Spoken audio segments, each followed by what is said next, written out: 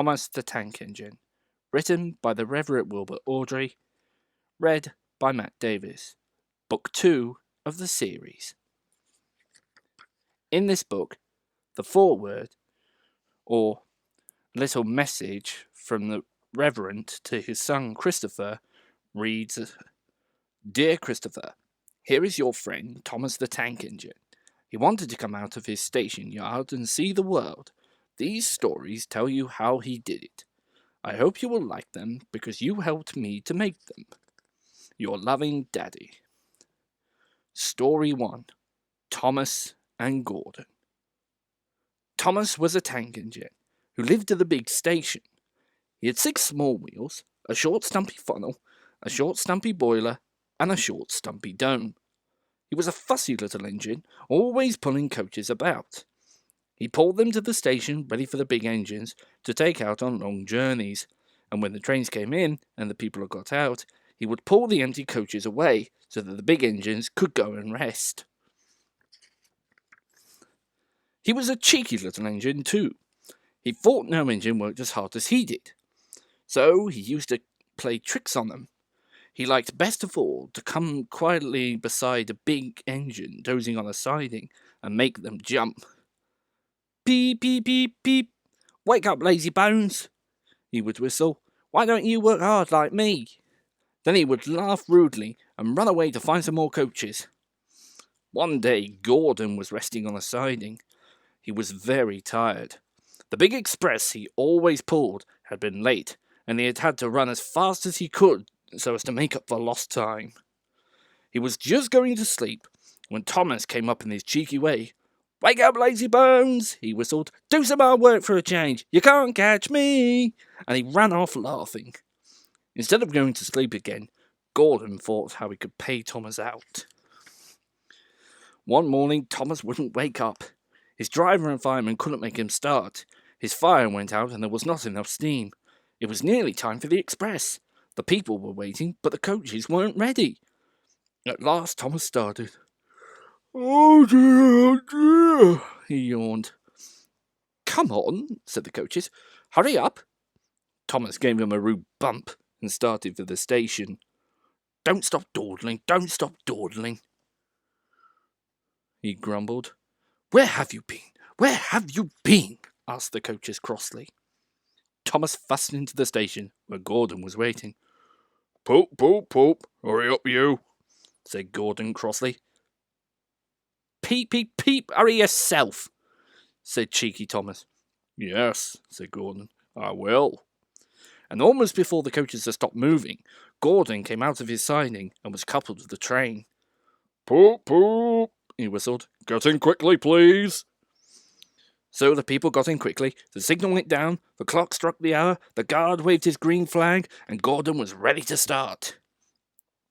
Thomas usually pushed behind the big trains to help them start, but he was always uncoupled first, so that when the train was running nicely, he could stop and go back. This time he was late, and Gordon started so quickly they forgot to uncouple Thomas. Poop, poop, said Gordon. Peep, peep, peep, whistled Thomas. Come on, puffed Gordon to the coaches. Pull harder, puffed Thomas to Gordon. The heavy train slowly began to move out of the station. The train went faster and faster, too fast for Thomas. He wanted to stop, but he couldn't. Peep, peep, stop, stop, he whistled. Hurry, hurry, hurry, laughed Gordon in front. You can't get away, laughed the coaches. Poor Thomas was going faster than he'd ever gone before. He was out of breath, and his wheels hurt him, but he had to go on. I shall never be the same again, he thought sadly. My wheels will be quite worn out. At last they stopped at the station. Everyone laughed to see Thomas puffing and panting behind. They uncoupled him, put him on a turntable, and then he ran onto a siding out of the way. Well, little Thomas, chuckled Gordon as he passed. Now you know what hard work means, don't you? Poor Thomas couldn't answer. He had no breath. He just puffed slowly away to rest, and had a long, long drink. He went home very slowly, and was careful afterwards never to be cheeky to Gordon again. Story 2. Thomas's Train. Thomas often grumbled because he was not allowed to pull passenger trains. The other engines laughed. You're too impatient, they said. You'd be sure to leave something behind. Rubbish, said Thomas crossly. You just wait, I'll show you. One night he and Henry were alone. Henry was ill. The men worked hard, but he didn't get better. Now Henry usually pulled the first train in the morning, and Thomas had to go get his coaches ready. If Henry's ill, he thought, perhaps I shall pull his train. Thomas ran to find the coaches. Come along, he fussed. There's plenty of time, grumbled the coaches.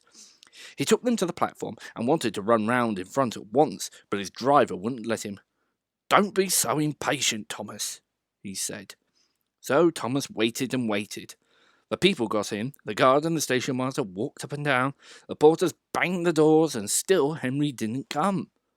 Thomas got more and more excited every minute. The fact director came out of his office to see what was the matter, and the guard and the station master told him about Henry. Find another engine, he ordered. There's only Thomas, they said. You'll have to do it then, Thomas. Be quick now. So Thomas ran round to the front and back down onto the coaches, ready to start. Don't be impatient, said his driver. Wait until everything's ready. But Thomas was too excited to listen to a word he said. What happened then, no one knows. Perhaps they forgot to couple Thomas to the train. Perhaps Thomas was too impatient to wait until they were ready. Or perhaps his driver pulled the lever by mistake. Anyhow, Thomas started. People shouted and waved at him, but he didn't stop. They're waving because I'm such a splendid engine, he thought importantly. Henry says it's hard to pull trains, but I think it's easy. Hurry, hurry, hurry, he puffed, pretending to be like Gordon. As he passed the first signal box, he saw the men leaning out, waving and shouting. They're pleased to see me, he thought. They've never seen me pulling a train before. It's nice of them to wave, and he whistled, beep beep, thank you, and hurried on. But he came to a signal at danger. Bother, he thought. I must stop, and when I was going so nicely too. What a nuisance signals are. And he blew an angry peep peep on his whistle. One of the signalmen ran up. Hello, Thomas, he said. What are you doing here? I'm pulling the train, said Thomas proudly. Can't you see? Where are your coaches then? Thomas looked back.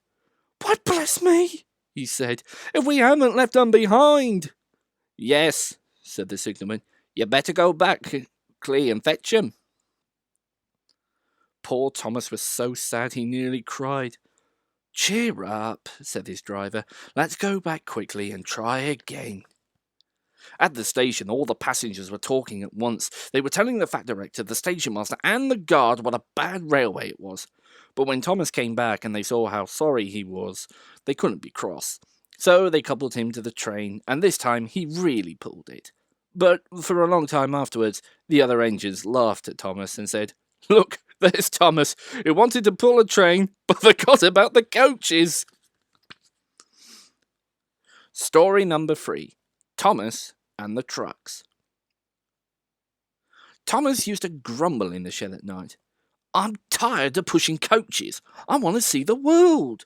The others didn't take much notice, for Thomas was a little engine with a long tongue. But one night, Edward came to the shed. He was a kind little engine and felt sorry for Thomas. "I've got some trucks to take home tomorrow," he told him. "If you take them instead, I'll push coaches in the yard." "Thank you," said Thomas. "That will be nice." So they asked their drivers next morning, and when they said yes, Thomas ran happily to find the trucks. Now, trucks are silly and noisy. They talk a lot and don't attend to what they're doing. They don't listen to their engine, and when he stops, they bump into each other screaming, "Oh, oh, oh, whatever is happening?" And I'm sorry to say, they play tricks on an engine who's not used to them. Edward knew all about trucks. He warned Thomas to be careful, but Thomas was too excited to listen. The shunter fastened the coupling, and when the signal dropped, Thomas was ready. The guard blew his whistle. "Beep, beep," answered Thomas, and started off.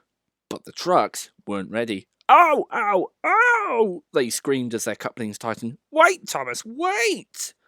But Thomas wouldn't wait.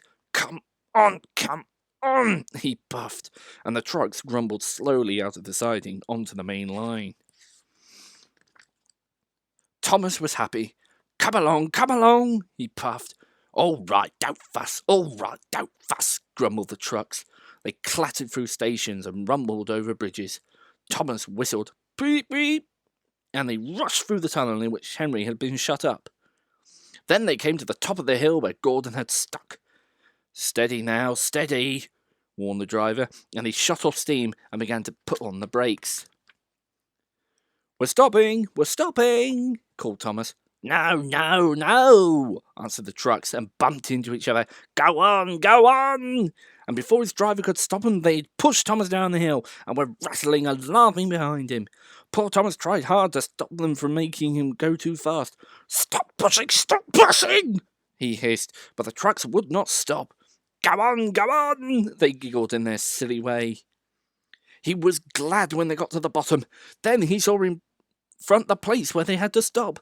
"Oh dear, what shall I do?" They rattled through the station, and luckily the line was clear, so they swerved into the goods yard. "Ooh!" groaned Thomas, as his brakes held fast and he skidded along the rails. "I must stop!" and he shut his eyes tight. When he opened them, he saw he had stopped, just in front of the buffers, and there, watching him, was the fat director. "What are you doing here, Thomas?" he asked sternly. I've brought Edward's trucks," Thomas answered. "Why did you come so fast?" "I didn't mean to, I was pushed," said Thomas sadly. "Haven't you pulled trucks before?" No." "Then you've a lot to learn about trucks, little Thomas. They're silly things that must be kept in their place. After pushing them about here for a few weeks, you'll know as much about them as Edward. Then you'll be a really useful engine." Story number 4. Thomas and the Breakdown Train. Every day the fat director came to the station to catch his train, and he always said hello to Thomas. There were lots of trucks in the yard, different ones that came in every day, and Thomas had to push and pull them into their right places.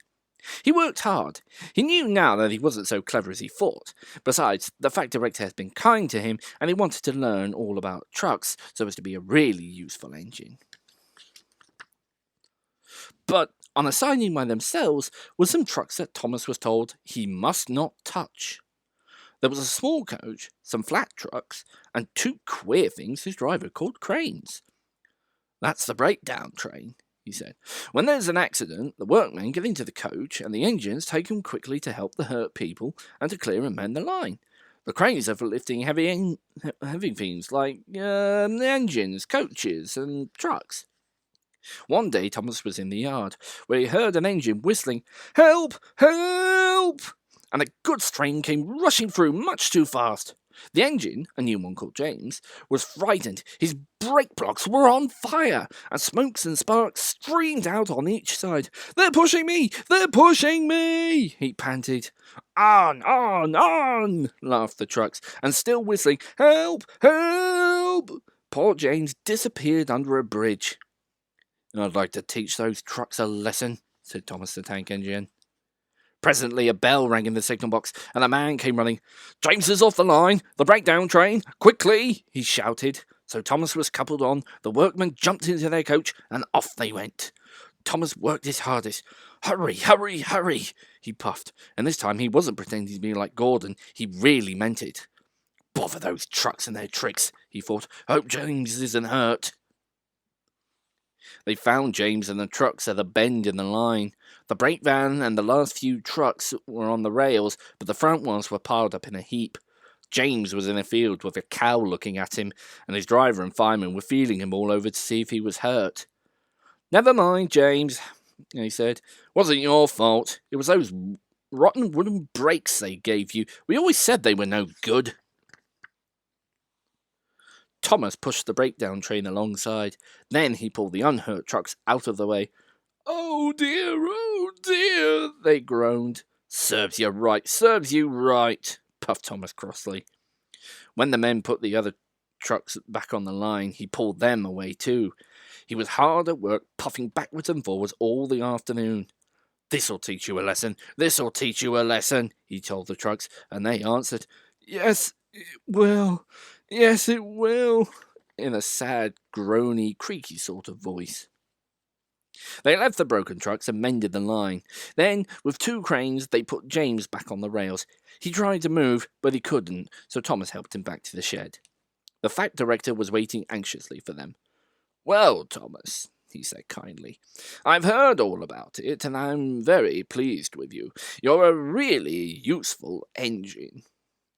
James shall have some proper brakes and a new coat of paint, and you shall have a branch line all to yourself. Oh, sir, said Thomas happily. Now Thomas is happy as he can be. He has a branch line all to himself, and puffs proudly backwards and forwards with 2 coaches all day. He's never lonely, because there's always some engine to talk to at the junction. Edward and Henry stop quite often and tell him the news. Gordon's always in a hurry and does not stop, but he never forgets to say poop poop to little Thomas, and Thomas always whistles peep peep in return. I hope you liked hearing about Thomas the Tank Engine. Do come along for James the Red Engine, which is book number 3.